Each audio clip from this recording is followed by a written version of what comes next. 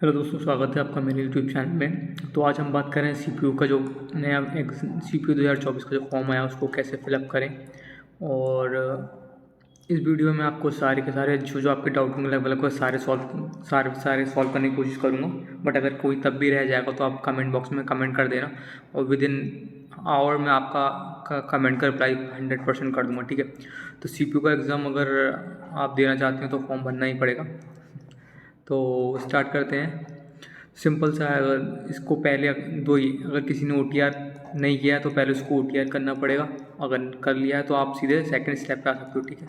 तो मैं OTR का OTR भी लेके चल रहा हूँ। सोचता हूँ कि आपने OTR नहीं करा होगा तो जल्दी से OTR 2 मिनट में कराता हूँ कैसे करना है। फिर आप अगर आपने OTR कर रखा तो आप डायरेक्ट 2-3 मिनट आगे बढ़ा के देख सकते हैं। ठीक है। तो बात करते हैं OTR कैसे भरना। OTR सीधे सिंपल सा SSC की नई साइड आई है, उसमें आप देखोगे जाके तो आपको मिल जाएगा नए OTR को। जैसे आप खोलोगे तो आपको पहला पेज जो आपको अभी दिखाई दे रहा है स्क्रीन पे वही दिखाई देगा। ठीक है। तो फिर जैसे ही खोलोगे तो आपको कुछ डिटेल देनी होगी, जैसे लिखा हुआ है ये रहा। एक से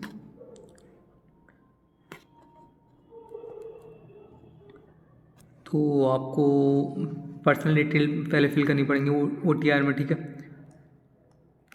तो OTR में पर्सनल डिटेल के लिए आपको क्या है, आपका पास आधार कार्ड होना चाहिए। अगर है तो ठीक है, नहीं है तो भी कोई बात नहीं। अगर है तो आप यस पे ओके करके यहाँ पे अपना नंबर डालूंगे दोनों में आधार कार्ड का। एंड देन आप देखोगे कि सेकंड आप अगर आपके पास आधार कार्ड नहीं है तो आप सिंपल से यहाँ पे क्लिक करें और यहाँ पे कुछ आईडी आएंगी, जैसे पैन कार्ड होगा, वोटर आईडी होगा और ड्राइविंग लाइसेंस होगा। तो वहाँ पे क्लिक करके आप यहाँ पे उसका आइडेंटिटी नंबर जो भी आपका कार्ड नंबर होगा वो डाल दूँगे। बट अगर आपने आधार कार्ड डाल रखा है तो आपको ये ऑप्शन भरने की जरूरत नहीं है और आपका आएगा भी नहीं। ठीक है। नेक्स्ट की बात करते हैं तो आपको नेक्स्ट में फिर आपको जाना पड़ेगा। नेक्स्ट ऑप्शन में आपका आएगा कैंडिडेट नाम आप अपना भर देना जो आपका 10th की मार्कशीट में लिखा हुआ है, याद रखना। ठीक है। नेक्स्ट फिर आपको वही फिल करना पड़ेगा। अगर आपका नाम चेंज हुआ है, कुछ गर्ल्स का होता है ना, आफ्टर मैरिज उनका नाम चेंज हो जाता है, तो आपको यस करना पड़ेगा और आपको न्यू नेम लिखना पड़ेगा। ठीक है, जो नया अभी हुआ है। और फिर उसको फिर से वेरीफाई, मतलब दूसरी बार वही नेम लिखना है वेरीफाई के लिए। ठीक है। नेक्स्ट अगर आप बात करते हो तो फिर जेंडर आएगा। जेंडर में आपको देखना पड़ेगा, जेंडर आप फिल कर दूंगे। फिर जेंडर के बाद आपका एक सेकंड, जेंडर के बाद आपको डेट ऑफ बर्थ फिल करना है। डेट ऑफ बर्थ में बहुत ध्यान से फिल करना, जो आपकी 10th की मार्कशीट में है वही होना चाहिए। ठीक है।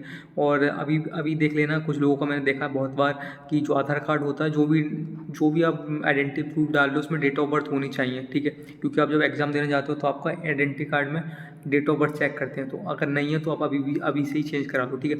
नेक्स्ट बात करते हैं तो फादर नेम आएगा, फिर वेरीफाइड फादर नेम, फिर मदर्स नेम, फिर mother's name, verify mother's name. फिर आपको करना है 10th, इसको ध्यान से भरना। ठीक है। 10th यहाँ पे आपको 10th का रोल नंबर यहाँ पर 10th यस कर देना। ठीक है। फिर आपको 10th बोर्ड, जो भी मतलब बोर्ड होगा आपका, वो आपको सिलेक्ट करना पड़ेगा। आपको लिस्ट आ जाएगी, उसमें देख लेना। ठीक है। फिर आपको यहाँ पर 10th का रोल नंबर बड़ा ध्यान से भरना। ठीक है। नेक्स्ट वेरीफाई होगा आपका रोल नंबर। पासिंग ईयर क्या है आपकी, वो यहाँ पे आएगा और वेरीफाई पासिंग ईयर आ जाएगा। ठीक है। नेक्स्ट बात करते हैं तो आपका आता है फिर आपका हाईएस्ट जो भी आपकी 12th है, मतलब 12th हो तो बेसिक है ही, या फिर ग्रेजुएशन है, फिर पोस्ट ग्रेजुएशन है, जो भी होगा हाईएस्ट में आप यहाँ लिखोगे तो वेरीफाई करा दूँगा। ठीक है। कैंडिडेट जो आपका मोबाइल नंबर आप अपना डालो जो आपके पास होगा, क्योंकि उस पर OTP आएगा। ठीक है। नेक्स्ट आप अपनी ईमेल ID डालो जिस पे आपको ईमेल सारे रिसीव होंगे। ठीक है। फिर यहाँ पे आपको सेव नेक्स्ट करना पड़ेगा। सेव नेक्स्ट के बाद आपको फिर नेक्स्ट पेज आपको खुलेगा जहाँ पे आपका आधार, मतलब जो आपका ये नंबर है ना, रजिस्ट्रेशन नंबर आपको मिल जाएगा। ठीक है। फिर आप कंटिन्यू करोगे।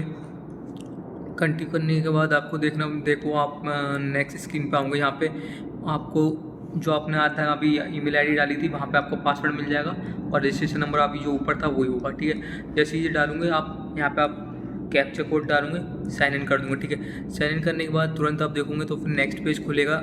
जो आपका एक तो ईमेल पे जो आया था पासवर्ड वो होगा। ठीक है। बट वो डिजिट में होता है तो उसको चेंज करवाते हैं ये लोग, तो ये तो आपको पहले से फिक्स होगा। तो आपको ओल्ड पासवर्ड डालना है जो आपका मेल ID पे आया था, और न्यू पासवर्ड में जो आप डिसाइड करना चाहते हो। ठीक है। डिसाइड करना वो तो उसमें आप याद रखना कि मतलब एक अक्षर आपका कैपिटल होना चाहिए। ठीक है। और बाकी स्मॉल चल जाएंगे। फिर एक कोई स्पेशल कैरेक्टर की डालना एंड देन डिजिट पे कोई भी डिजिट डाल देना, ठीक है, तो आपका एक्सेप्ट हो जाएगा। नेक्स्ट बात करते हैं तो आता है आपका सिक्योरिटी क्वेश्चन। बहुत ज़रूरी है, अगर आप पासवर्ड भूल जाते हो, आईडी फ़ोन नंबर भी नहीं है आपके पास, तो फिर आपको कोड चाहिए होगा, तो फिर यहाँ से ही आपका बदलेगा, ठीक है। 4 सिक्योरिटी क्वेश्चन है, उनको फिल कर देना, ताकि अगर पासवर्ड का कभी कभी दिक्कत आएगा तो वो क्वेश्चन पूछ के आपसे आपको आईडी पासवर्ड मिल जाए, पासवर्ड बनाने में आसानी हो जाएगी। फिर आएगा आपका सेव नेक्स्ट करूँगे। सेव नेक्स्ट के बाद आता है आपका लॉगिन पासवर्ड करोगे आप अपना लॉगिन पासवर्ड, जो नया वाला जो तो यहाँ पे तो आपका रजिस्ट्रेशन नंबर पड़ेगा। नेक्स्ट आपका जो आपने नया पासवर्ड बनाया वो पड़ेगा। फिर आपका आता है कैप्चर कोड आ जाएगा और आप लॉगिन कर दूंगा, ठीक है। लॉगिन के बाद क्या है, एडिशनल डिटेल भी कुछ पूछेगा, ठीक है, वो ढंग से भरना है। थोड़ा कैटेगरी जो आप भरना चाहते हो अभी के लिए, ठीक है, अभी के लिए, बाद में आपका एडिट, और सोचो आपके पास सर्टिफिकेट नहीं है तो आप सोच रहे हो कि नहीं अभी नहीं भरना है या जनरल से भरना है, और बाद में ओबीसी से हो जाएगा, तो हाँ हो जाएगा, आप एडिट कर सकते हो बाद में, ठीक है। तो अभी अगर जो भी कैटेगरी सिलेक्ट करनी हो करना, वेरीफाई कैटेगरी करना, फिर नेशनलिटी आप इंडियन आ जाओगे। नेक्स्ट कोई मार्क है अगर आपका तो आप वो भर देना। यहाँ पे आपका जो भी PW वाले पे हैं तो आप वो कर देना, अगर नहीं है तो कोई बात नहीं। टाइप डिसेबिलिटी पे तो नहीं हो जाएगा। फिर आपको एड्रेस, जो आपको परमानेंट एड्रेस है वो भरना है, ठीक है, यहाँ पे भरना है। फिर स्टेट आपका आ जाएगा, डिस्ट्रिक्ट आ जाएगा, पिन कोड ध्यान से भरना। फिर आपका परमानेंट एड्रेस अगर सेम है तो ठीक है, तो ये इस पर कर देना, तो ये ऑटो फिल हो जाएगा सारा। अगर नहीं है, अभी कोई टेम्प्रेरी एड्रेस है तो आपको टेम्प्रेरी एड्रेस यहाँ पे भरना पड़ेगा, ठीक है। फिर नेक्स्ट आते हैं तो आपका सेव एंड नेक्स्ट आएगा, डिक्लेरेशन आएगा, ठीक है। डिक्लेरेशन पे ध्यान देखना, जल्दबाजी नहीं मत करना, प्रीव्यू कर देना, ठीक है। प्रीव्यू करने के बाद डिक्लेयर कर देना। डिक्लेयर के बाद आपका OTR फाइनली सबमिट हो जाएगा, ठीक है। फिर आप आओगे, अब नेक्स्ट आप आओगे किस पे, आपका मेन जो फॉर्म है CPU के लिए, उसके लिए आऊँगा, ठीक है। तो CPU के फॉर्म में आपको भी मैं सब बता दूंगा क्या पड़ा हुआ था, ठीक है। नेक्स्ट आप CPU में काफ़ी डिटेल आपको OTR में जो डाल रखी है वो पहले से फिल होंगी, ठीक है। जैसे नाम हो गया, चेंज नेम हो गया, ये सब पहले से फिक्स होगा, पहले से लिखा हुआ आएगा यहाँ पर, ठीक है। जो नहीं आएगा वो बेसिक डिटेल है वो आप भर देना, वैसे तो ज़्यादातर पहले से भरा हुआ है। एज आपका ये रहा, जेंडर भी आप सिलेक्ट पहले भर दिया था, कैटेगरी भी हो जाएगा, नेशनलिटी, ये तो सब आपको पहले से भरा हुआ मिलेगा, ठीक है। आपको CPU फॉर्म भरने में बहुत कम टाइम लगेगा अगर आपने OTR कर रखा है तो। और नेक्स्ट अभी आपका CGL आएगा, CHS आएगा, तो यही OTR काम कर जाएगा और आप बहुत जल्दी फॉर्म भर लूँगे, ठीक है। ये सब पहले से भरा हुआ आएगा आपका, ठीक है। अगर नहीं हो रहा होगा तो आप चेक कर लेना, बट ये सब भरा आएगा पहले से।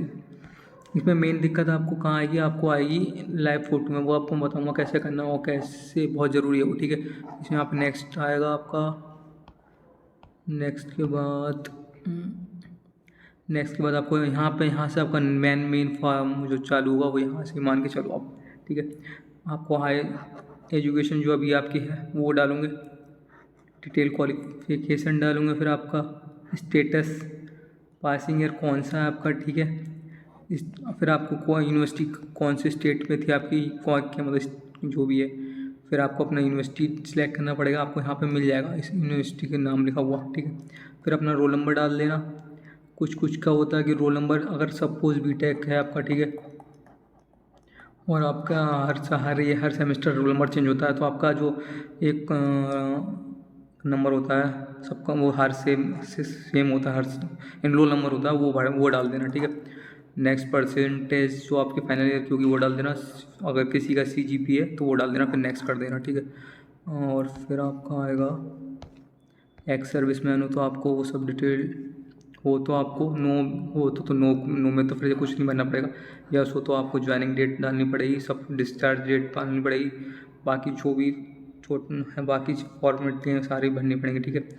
ये सारा नेक्स्ट की बात करते हैं तो ये सब आपका, अगर आप एक्स सर्विस मैन हो तो भरना पड़ता है, ठीक है।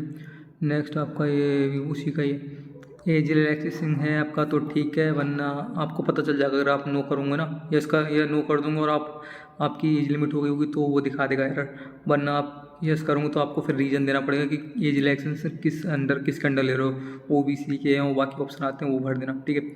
फिर आप ये आएगा, फिर आप सेव नेक्स्ट कर दोगे तो फिर नेक्स्ट में आपका एग्ज़ाम रिक्वायरमेंट ओके। फिर आपको अपना सेंटर बहुत ध्यान से भर देना जो आपका कंफर्टेबल हुआ है। जिस टाइम एग्ज़ाम मान वो ही है ना मई में, तो मई में आप जिस जहाँ आपकी लोकेशन होगी उस हिसाब से भर देना, ठीक है। कुछ लोग होते हैं अभी प्रेजेंट लोकेशन में कहीं और हैं और एग्ज़ाम के टाइम कहीं और होते हैं, तो सेंटर बहुत दूर हो जाता है। तो आप अपने एग्ज़ाम डेट के हिसाब के टाइम कहाँ पे होंगे उसी हिसाब से अपना प्रेफरेंस भर देना, मोस्टली पहली प्रेफरेंस मिल जाती है। नेक्स्ट आपका आ जाता है ओबीसी का, ठीक है। एनसी आप होल्डर हो तो यस, बाकी एनसीसी के सारी डिटेल भरनी है। इसमें कोई दिक्कत आएगी तो आप कमेंट कर देना, मैं बता दूंगा। इसमें कुछ नहीं आया, नॉर्मल है। फिर सेव नेक्स्ट करना। सेव नेक्स्ट करने के बाद आपको अपलोड डॉक्यूमेंट, ये बहुत इंपॉर्टेंट है, इसको ध्यान से सुन लो। तो 2 तरीके हैं आपको फ़ोटो अपलोड करने के, एक तो आपका लाइव फ़ोटो आएगा, एक आपका है आपको एक ये इस QR कोड को स्कैन करना है गूगल प्ले पे, आपको एक ऐप मिलेगी वहाँ से आप फ़ोटो खींच सकते हो, ठीक है। और हाँ यहाँ पे सीधे अपलोड हो जाएगा। अगर आप कैप्चर कर रहे हो तो ये तो सिंपल सा है, आप QR कोड से कर लूँगे, ठीक है। अगर लाइव फ़ोटो कर रहे हो तो ध्यान रखना कैसे आएगा, मैं बता रहा हूँ। सिग्नेचर का बताता हूँ पहले। सिग्नेचर आप ध्यान रखना, आपको ये 4 इसकी जो साइज़ है ना वो ध्यान रख लेना, ओके। साइज़ कितना चाहिए वो भी ध्यान रख लेना। अगर आपसे ये नहीं बनना है ना सिग्नेचर तो बता देना कमेंट बॉक्स में, मैं आपको बता दूंगा कैसे आपको ये साइज़ करना है, ठीक है। नेक्स्ट आते हैं तो लाइव फ़ोटो। देखो लाइव फ़ोटो में सबसे इम्पोर्टेंट बात क्या है, लाइव फ़ोटो में आपको ये एरिया है ना, इस एरिया में जितने आप आ रहे हो उतना ही आपका फ़ोटो आएगा मेन फॉर्म में, ठीक है। यहाँ जो भी आ रहा होगा ना वो नहीं आएगा, तो ध्यान रखना। आपको अपना अपना यहाँ पे मतलब ये आपका फ़ोटो आएगा यहाँ पे, ठीक है। नेक्स्ट बात करते हैं, कैप्चर कर लेना पर्सनल डिटेल आपका, तो ये तो प्रीव्यू आ गया, ठीक है। ये चेक कर लेना ध्यान से, कुछ डिटेल इधर उधर तो नहीं है। प्रीव्यू के बाद आप सब चेक करना, ये कौन सारी डिटेल अपनी चेक कर लेना, और ये वही जो आप भर का बस आपको एक बार ध्यान से चेक कर लेना, ठीक है। फिर ये ज़रूर चेक कर लेना यहाँ पे जो फ़ोटो आएगा ना वो सही आ रहा है या नहीं आ रहा है, सिग्नेचर भी और ये भी, क्योंकि यही फ़ोटो है, यही साइज़ वहाँ पे अपलोड हो रहा होगा, ठीक है। अगर यहाँ पे नहीं आ रहा है ना, कभी कभी एक्चुअल में ऐसा आ जाता है, तो फिर से री अपलोड करना जाके वहाँ पे, ठीक है। फिर आप सेव नेक्स्ट कर लोगे। फिर आपका डिक्लेरेशन आ जाएगा, आई एग्री पे क्लिक कर देना यहाँ पे, देन आपका फॉर्म फिल हो जाएगा, ठीक है। तो ये आपका ऐसा फॉर्म है, और अगर आपको कोई अभी भी कोई डाउट हो तो आप कमेंट कर देना, ठीक है।